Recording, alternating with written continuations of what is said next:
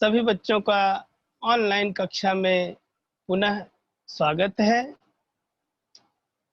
आज फिर हम आपके सामने, जैसा कि आप लोग जानते हैं, हिंदी विषय के व्याकरण के किसी मुद्दे को लेकर के आपके सामने हाजिर हुए हैं। तो आइए सबसे पहले हमारा परिचय हो जाए, फिर उसके बाद हम अपने पठन पाठन को शुरू करते हैं। जैसा कि आप लोग जान रहे हैं कि आज के इस समय में हम लोग घर में बैठ कर के अध्ययन अध्यापन कर रहे हैं और अध्ययन अध्यापन के साथ साथ कितनी समस्याएं हमको झेलनी पड़ रही हैं, फिर भी उन समस्याओं को दरकिनार करते हुए, समय से जुड़ते हुए, अपने पठन पाठन को बाधित न करते हुए हम अपने इस अध्ययन अध्यापन प्रक्रिया को पुरानी तरह से, जिस तरह से हम पढ़ते चले आ रहे थे, उसी तरह से प्रतिदिन अध्ययन अध्यापन कर रहे हैं। पद्धति नई है, ऑनलाइन पद्धति से हम लोग अध्ययन अध्यापन कर रहे हैं। आइए सभी का पुनः एक बार अभिनंदन करता हूं। बृहन्मुंबई महानगर पालिका शिक्षण विभाग शिक्षक प्रमोद कुमार काशीनाथ त्रिपाठी, एमपीएस पोईसर हिंदी शाला क्रमांक 3, 90 feet road, Thakur complex, Kandivali पूर्व, मुंबई 400101, वार्ड आरसी। आज का दिनांक 9 अक्टूबर 2020, कक्षा 5वीं। आज का सुविचार है 100 रोगों की एक दवाई, सफाई सफाई सफाई। बच्चों, इस सुविचार को बड़े गौर से ध्यान दीजिए। 100 रोगों की एक दवाई, सफाई सफाई सफाई। जब यह सफाई हमारे पास, सफाई नाम की दवाई अगर मुफ्त में है, निःशुल्क है, तो इसका फायदा जरूर उठाएं। हम स्वच्छ रहेंगे, हमारा परिसर स्वच्छ रहेगा, पर्यावरण स्वच्छ रहेगा, तभी हम स्वस्थ रहेंगे। अतः सुविचार का अर्थ आप समझ गए होंगे। आओ बच्चों, कुछ रोचक चित्रों को देखते हैं। चित्रों के माध्यम से हम अपने मुद्दे से परिचित होंगे। देखिए बच्चों, यहाँ आपको कुछ जंगली जानवर दिखाई दे रहे हैं। ये है शेर, उसके बच्चे, उसकी फैमिली। यहाँ देखिए बच्चों, बाघ दिख रहा है। हम जैसा कि जानते हैं, हमारा राष्ट्रीय पशु भी है यह बाघ। आगे देखिए बच्चों, हाथी दिख रहा है यहाँ पर आपको। यहाँ बंदर दिख रहा है।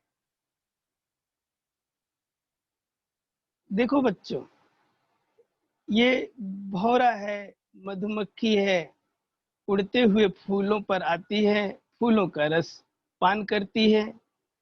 और यह सियार है। मैं इसलिए आपको अलग अलग चित्र दिखा रहा हूं, इसका अर्थ आगे स्पष्ट हो जाएगा। यहाँ देख रहे हैं, भौरा उड़ता हुआ फूल के ऊपर आ रहा है। झरना झर झर करते हुए बह रहा है। नदी कल कल करते हुए बह रही है। बच्चों, एक बार पुनः मैं आपको ये दिखाना चाहूंगा, यह चित्र कि भौरा गुंजार करते हुए फूलों पर आता है। भौरा गुंजार करते हुए आता है, झरना झरझर बहता है, नदियां कल कल बहती हैं। देखो बच्चों, यहाँ आपको प्राकृतिक पर्यावरण के अलावा जो मानव निर्मित साधन हैं, उनका भी चित्र दिया गया है। ये रेलगाड़ी छुक छुक कर कर चलती है बच्चों। हम लोग कई कविताओं में पढ़े हैं बचपन में, अपने पहली दूसरी में। और बच्चों आप देख रहे हैं हवाई जहाज हुर्र से उड़ जाती है। तो उपर्युक्त चित्रों को देखने से हमें यह ज्ञात होता है कि इनसे अलग अलग तरह की ध्वनि आवाज निकलती है।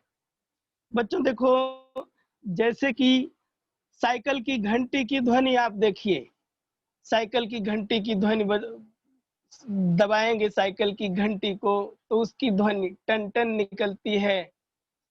पंखे की ध्वनि आप देखिए बच्चों, कभी पंखा चलता रहे आप उसकी ध्वनि का निरीक्षण कीजिए, हर किसी की ध्वनि होती है।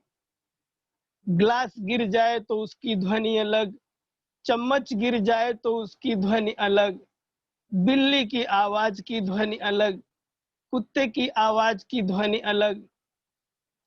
तो बच्चों हम जो पढ़ने चल रहे हैं व्याकरण में, तो व्याकरण का अर्थ सबसे पहले तो आपको बता दूं, जिस शास्त्र में शब्दों के शुद्ध रूप और प्रयोग के नियमों का निरूपण होता है उसे व्याकरण कहते हैं। अर्थात सरल भाषा में समझ लेंगे, जिस शास्त्र में शब्दों के शुद्ध रूप और प्रयोग के नियमों का मेल होता हो उसे व्याकरण कहते हैं। व्याकरण का जैसे कि हम लोग जानते हैं कि कई वर्णों से मिलकर के व्याकरण बनता है, वी धन आ धन करण। तो व्याकरण शब्द का अर्थ भली भांति समझना है।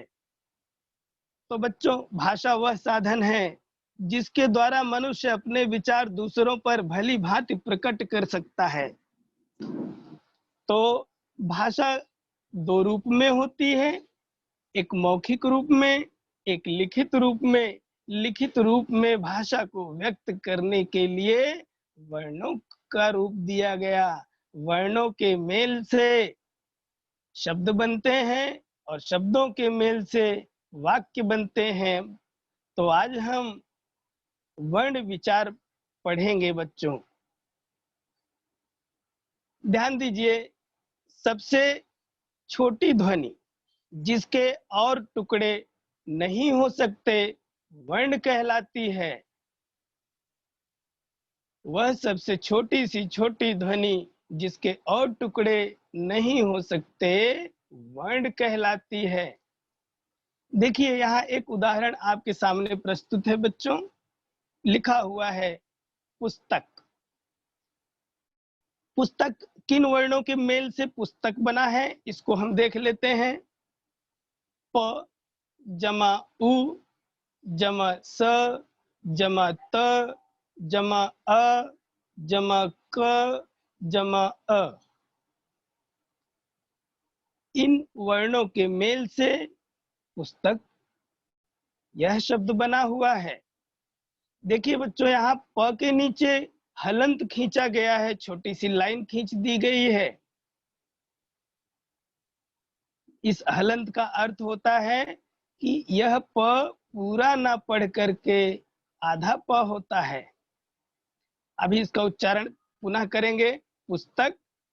इसका बहुत ही धीमी गति से उच्चारण आप कीजिए, अभी अभी अनुभव कीजिए, आपको ये सारे वर्ण आराम से उच्चारित होते नजर आएंगे। जैसे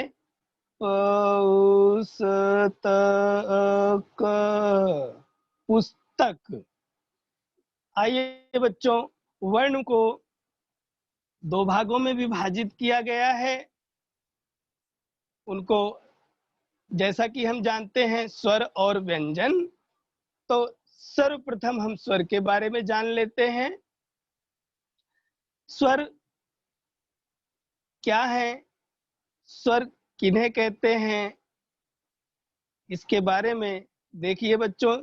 स्वर कितने प्रकार के हैं पहले वो देखते हैं। स्वर हैं अ, आ, इ, ई, उ, ऊ, रि, ए, ऐ, ओ, औ। ये कुल 11 स्वर यहाँ लिए गए हैं और 2 अयोगवाह हैं जिनको अंग, अह, विसर्ग और अनुस्वार कहते हैं बच्चों।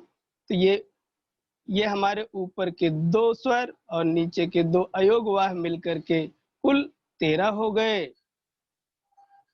आइए बच्चों व्यंजन के बारे में देख लेते हैं। यह है व्यंजन। व्यंजन देखते हैं। क, ख, ग, घ, अंगा। च, छ, ज, झ, इया। ट, ठ, ड, ढ, आड़ा। ड़, ढ़। त, थ, द, ध, न। प, फ, ब, भ, म। य, र, ल, व। श, ख, स, ह। ये कुल व्यंजन हैं इनमें 35 और इसके नीचे बच्चों संयुक्ताक्षर देख लीजिए। क्ष, त्र, ज्ञ, श्र। ये संयुक्ताक्षर हो गए 4, ये हो गए 35, ये हो गए 4 और स्वर हो गए अयोगवाह को मिला करके 13, कुल हो गए 52। आइए बच्चों अब हम समझ गए हैं कि कुल 52 वर्ण हैं। तो 52 वर्णों के भेद को देख लेते हैं, वर्णों के भेद को समझ लेते हैं। वर्ण को स्वर में हमने विभाजित किया, फिर व्यंजन में विभाजित किया है, फिर अयोगवाह में विभाजित किया गया है। इन सभी को हम एक एक करके विस्तार पूर्वक समझेंगे। पहला है स्वर के बारे में।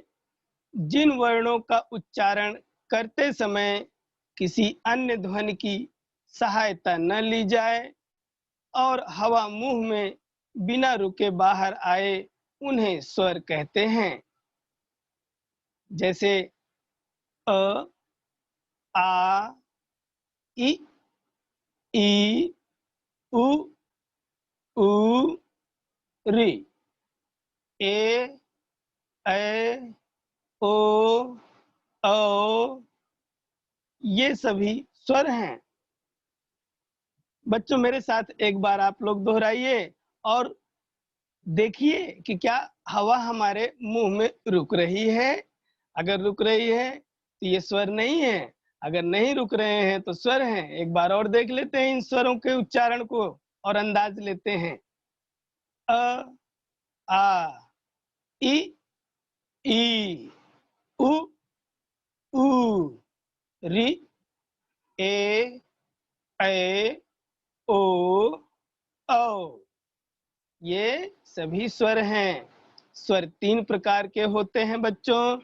ह्रस्व स्वर, दीर्घ स्वर और प्लुत स्वर। आइए इन तीनों के बारे में थोड़ी थोड़ी जानकारी ले लेते हैं। सर्वप्रथम बच्चों देखो, ह्रस्व स्वर जिन स्वरों के उच्चारण में कम समय लगता है उन्हें ह्रस्व स्वर कहते हैं। ह्रस्व स्वर 4 होते हैं बच्चों। इनकी सबकी संख्या जहां जहां संख्याएं दी गई हैं सब निश्चित संख्याएं हैं, इनका परिवर्तन नहीं हो पाएगा। अभी देखिए बच्चों ह्रस्व स्वर के उच्चारण करते हैं। सर्वप्रथम इनकी परिभाषा को देख लेते हैं। जिन स्वरों के उच्चारण में कम समय लगता है उन्हें ह्रस्व स्वर कहते हैं। जैसे अ, इ, उ, रि। एक बार और देख लो। अ, इ, उ, रि। ये चारों ह्रस्व स्वर हैं। आइए बच्चों दीर्घ स्वर देखते हैं। दीर्घ स्वर जिन स्वरों के उच्चारण करते समय ह्रस्व स्वर से दुगना समय लगता है उन्हें दीर्घ स्वर कहते हैं। हमें दीर्घ स्वरों के उच्चारण को करने के लिए ह्रस्व स्वर से दुगना समय यहाँ देना पड़ेगा। चलिए दीर्घ स्वर का उच्चारण देख लेते हैं। आ, ई, उ, ए, ऐ, ओ, औ। ये 7 स्वर दीर्घ स्वर हैं। 4 स्वर ह्रस्व स्वर हैं, 7 स्वर दीर्घ स्वर हैं। आइए प्लुत स्वर के बारे में जानकारी प्राप्त करते हैं। जिन स्वरों का उच्चारण करते समय ह्रस्व स्वर से तिगुना समय लगता है उन्हें प्लुत स्वर कहते हैं। इनका प्रयोग मंत्र उच्चारण तथा किसी को पुकारने के लिए किया जाता है। जैसे भैया, भैया, लास्ट में या का उच्चारण काफी देर तक करते हैं, तिगुना समय लगाते हैं। अभी जैसे बच्चों ओम का उच्चारण करना है तो ओम के उच्चारण में म में भी हम तिगुना समय लगा देते हैं। जैसे ओम, तो म का उच्चारण करने में हम तिगुना समय लगा देते हैं। देख लीजिए बच्चों यहाँ ह्रस्व स्वर का उच्चारण करने में हमें बहुत ही कम समय लगता है और दीर्घ स्वर का उच्चारण करने में ह्रस्व स्वर से दुगना समय लगता है और प्लुत स्वर का उच्चारण करने में ह्रस्व स्वर से 3 गुना समय लगता है। आइए देख लेते हैं बच्चों स्वरों की मात्राएं। स्वरों के कुछ निश्चित चिन्ह होते हैं, इन चिन्हों को ही मात्रा कहते हैं। स्वरों के कुछ निश्चित चिन्ह होते हैं, इन चिन्हों को ही मात्रा कहते हैं। आइए देख लेते हैं।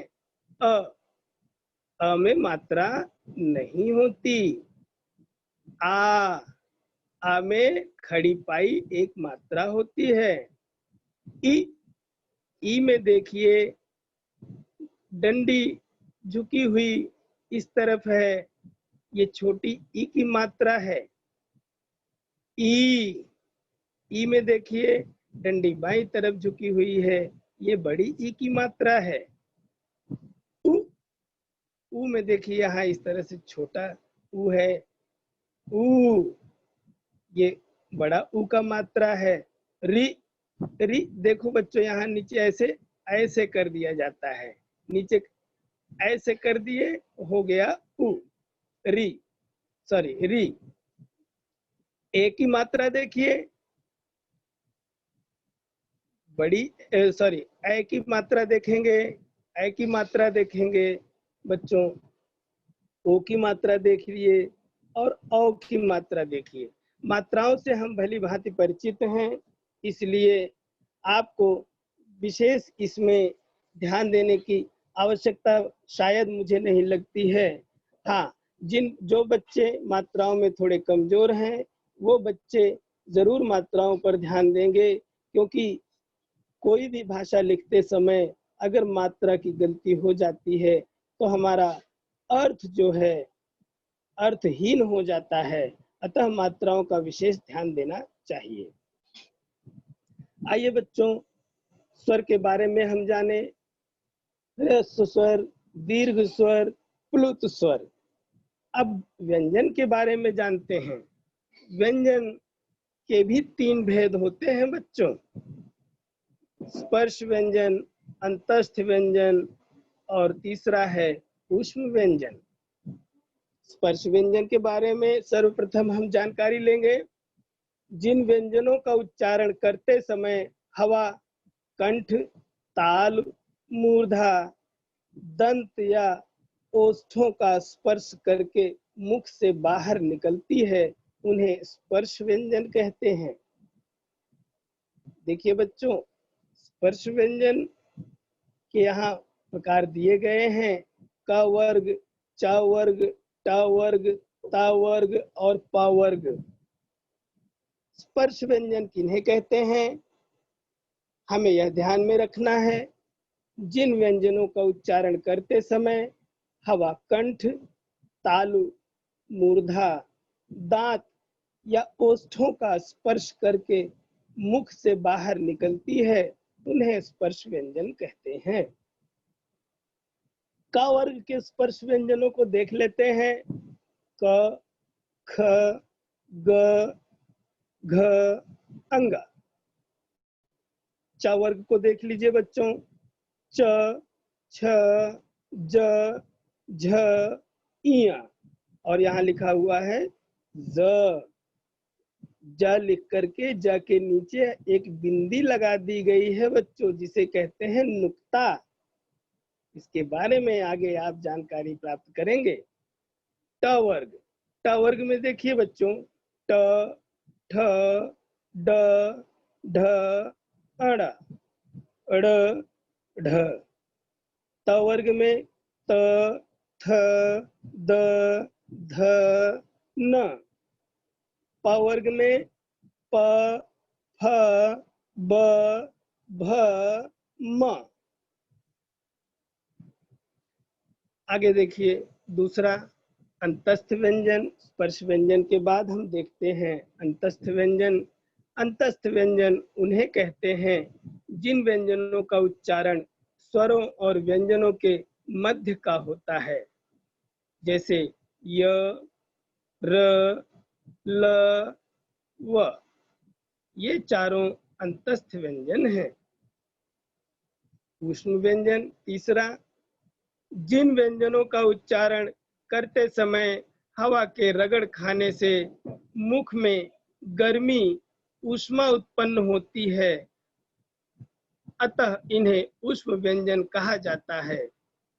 ऊष्म व्यंजन देखिए बच्चों, इनके उच्चारण से क्या होता है, हवा के रगड़ खाने से मुख में गर्मी ऊष्म उत्पन्न होती है। और सीटी की भी आवाज आती है बच्चों, थोड़ी सी सीटी की भी आवाज आती है। ये ऊष्म व्यंजन है। ऊष्म व्यंजन के उदाहरण को देख लेते हैं: श, ख, स, ह, श, ह, स, ह। ये चारों ऊष्म व्यंजन हैं। आगत ध्वनियां तथा उनके वर्ण। आगत का अर्थ है बाहर से आया हुआ। जैसे आगत स्वर अर्धचंद्राकार है, इसका उच्चारण अ जैसा होता है, जैसे बाल, बॉल।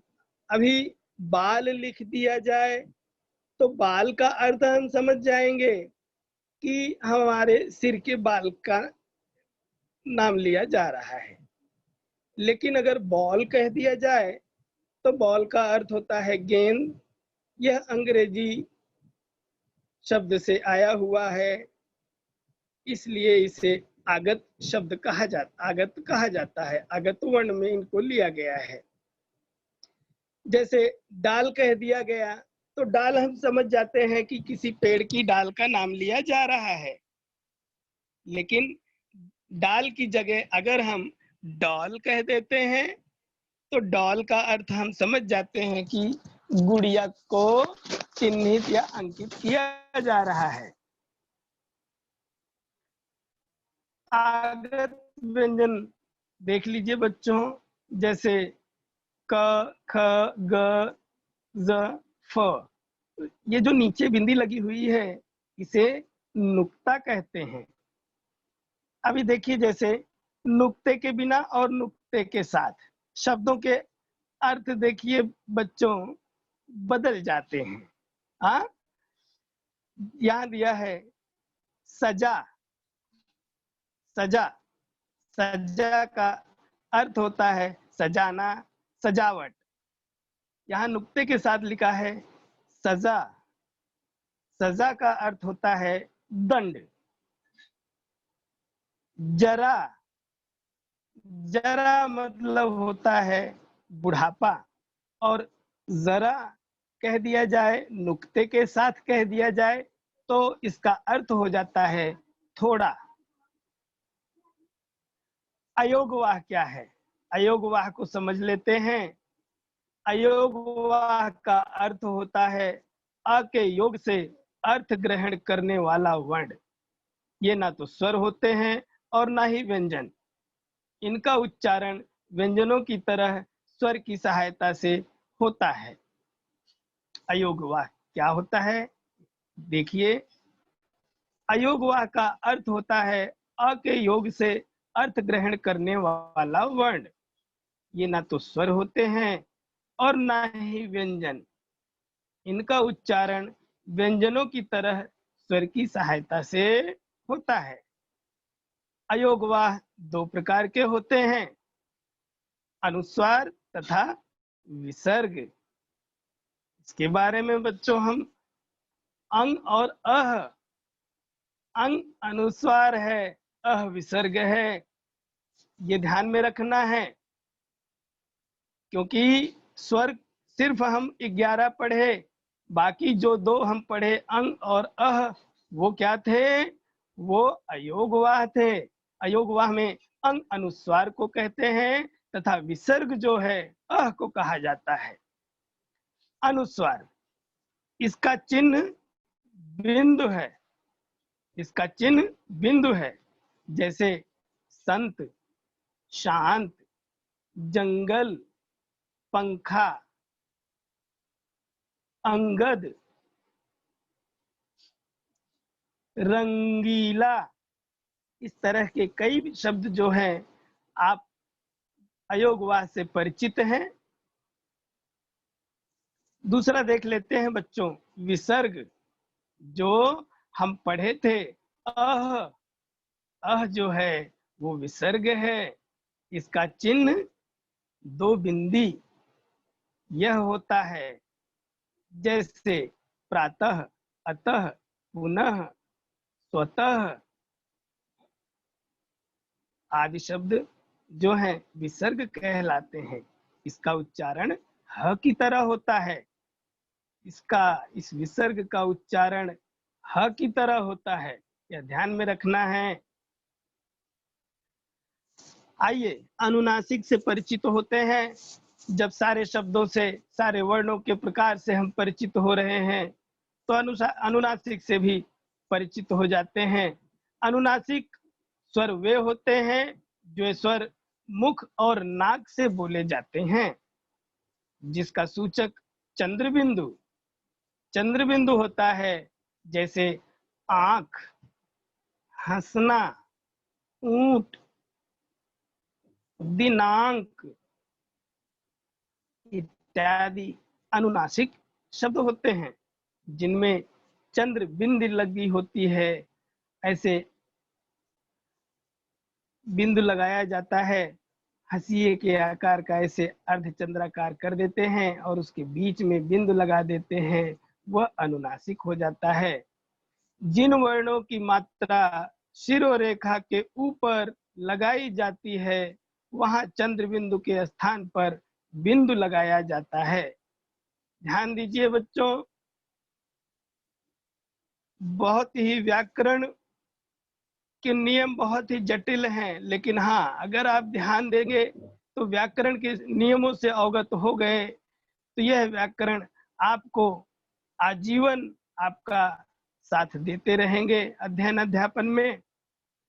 देखिए, जिन वर्णों की मात्रा शिरोरेखा के ऊपर लगाई जाती है वहां चंद्र बिंदु के स्थान पर बिंदु लगाया जाता है। जैसे मैं, क्यों इत्यादि। देखते हैं बच्चों, संयुक्त व्यंजन क्या है? संयुक्त व्यंजन दो व्यंजनों के मेल से बने वर्ण संयुक्त व्यंजन कहलाते हैं। जैसे संयुक्त व्यंजन 4 होते हैं। हम पहले ही व्यंजनों से जब परिचित हो रहे थे तो देख लिए, क्ष, त्र, ज्ञ, श्र, ये 4 संयुक्त व्यंजन हैं। अब देखिए क्ष किस प्रकार से संयुक्त व्यंजन है, किन शब्दों के मेल से बना है। क जमा श बराबर क्ष। क्ष से क्या होता है, क्षमा, क्षत्रिय, कक्षा। आपको हमने पहले ही बताया, जिस शब्द के नीचे जिस वर्ण के नीचे हलंत लगा दिया जाए वह वर्ण आधा माना जाता है, उसका उच्चारण आधा किया जाता है। अभी देखिए आधा क और ये श मिल करके बन गया क्ष। क्ष, क्ष से क्षमा, क्षत्रिय, कक्षा। अब यहाँ देखिए बच्चों, अगला ज्ञ का किस तरह से, किन व्यंजनों के मेल से ज्ञ वर्ण बना है देख लेते हैं। ज धन इया, ज धन इया, ज्ञ।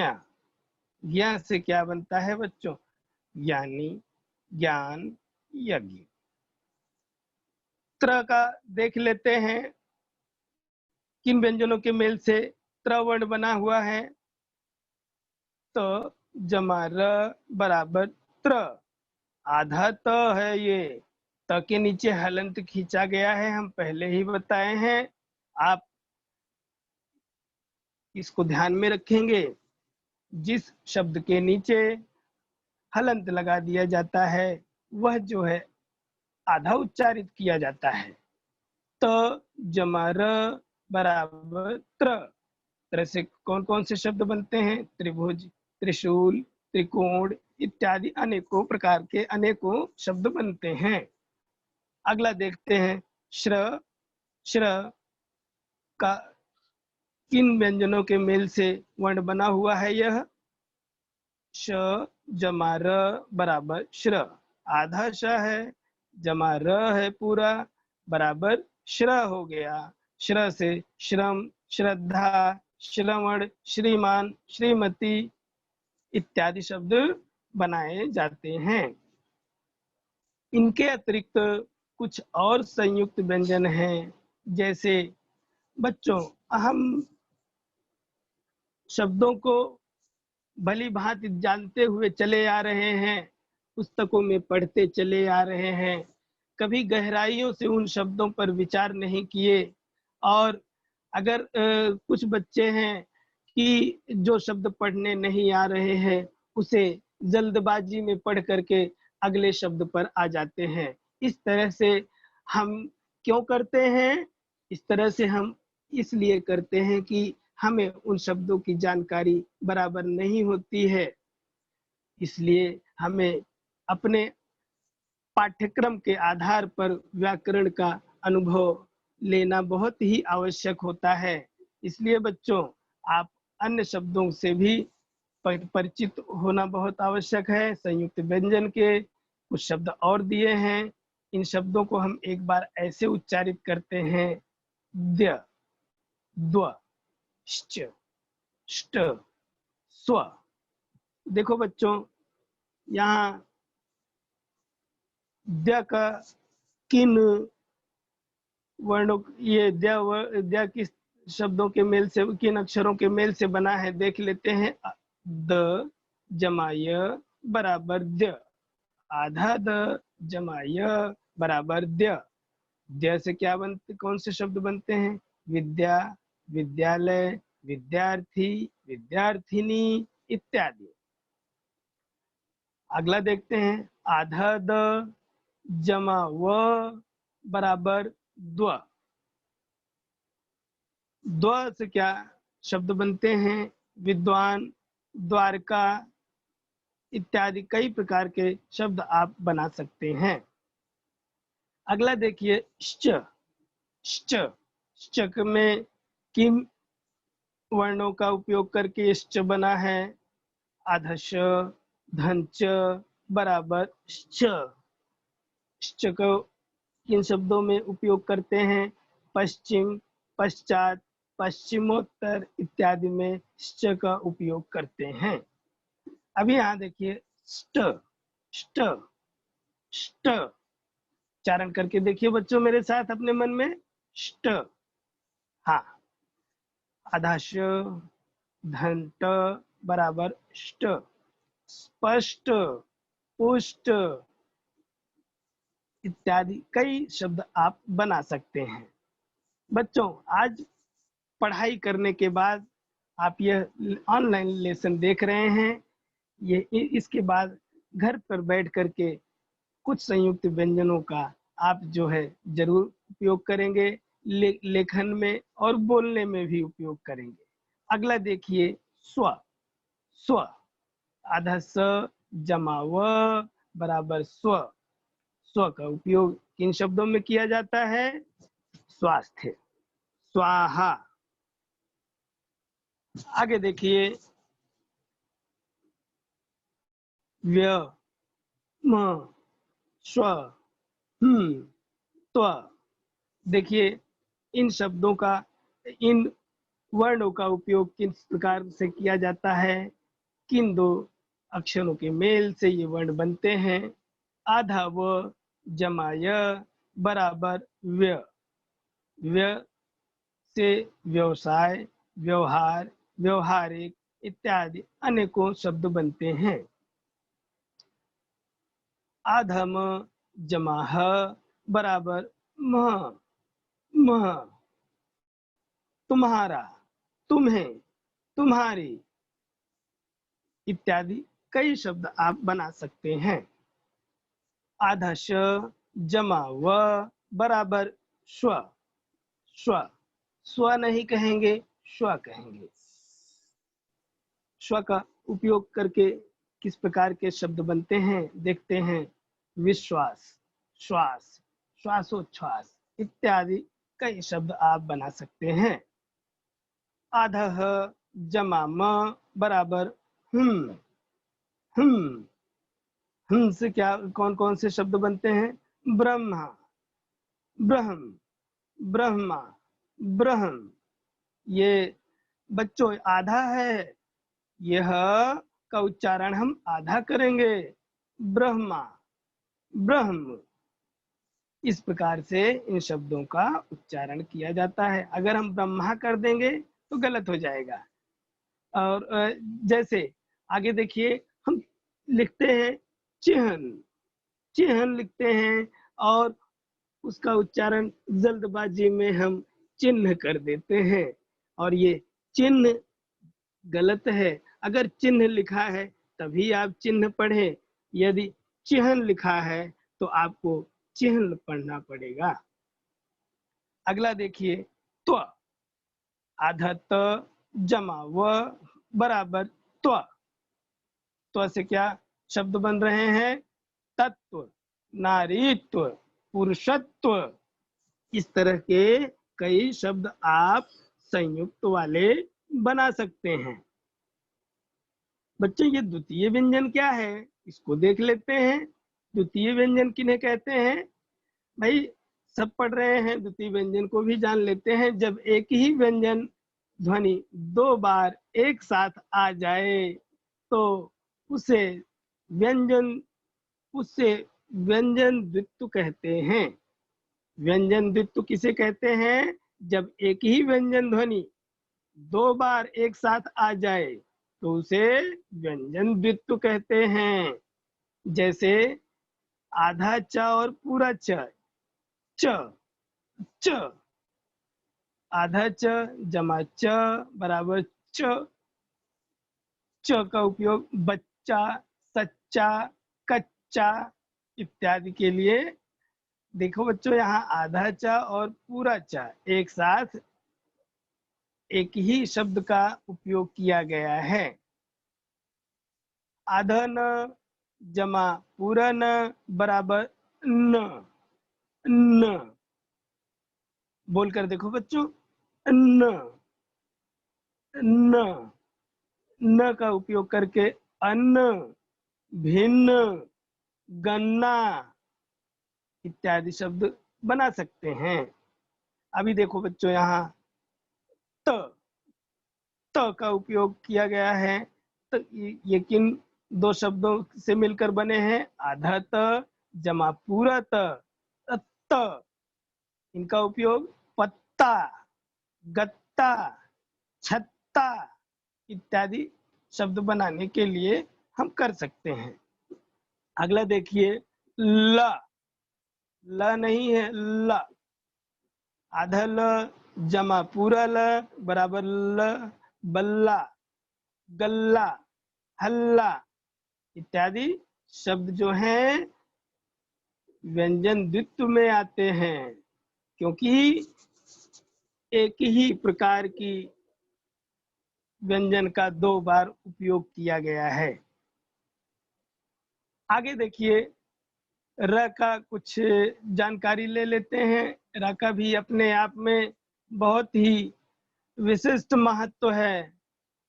जैसे कि हम अपने घर में किसी एक ऐसा विशिष्ट व्यक्ति होता है जिसकी मदद से कुछ ऐसे जरूरी कार्य हैं बिना उसके नहीं हो पाते हैं, तो उसी तरह से र भी अपने आप में महान है। र के बारे में देखिए, र स्वतंत्र रूप में इनका 3 प्रकार से उपयोग होता है, ध्यान देना है बच्चों। र एक तो स्वतंत्र रूप से लिखा जाता है, दूसरा र आधा र होता है। आधा र लिख करके नीचे हलंत खींचा गया है, जिसे रेफ कहते हैं। तो आधा र ऊपर ऐसे लगाया दिया जाता है। अभी देखो बच्चों, तीसरा है स्वर रहित र, जिसे पवेन कहते हैं। स्वर रहित र क्या है, देख लेते हैं। र कभी कभी क्या है, नीचे र लगा दिया जाता है। इस ऐसे नीचे वाले र को जो है स्वर रहित र कहते हैं। इसको पवेन कहते हैं बच्चों। जान लेते हैं इनके बारे में। प्रथम रूप में, सबसे पहले हम र स्वतंत्र रूप वाले को जानेंगे। कर, रख, नीर, करण ये सभी सामान्य रूप हैं। अब देखते हैं आधा र के बारे में, रेफ के बारे में देख लेते हैं बच्चों। चर्म, माँ के ऊपर जो ये र लगाया है इसे रेफ कहते हैं।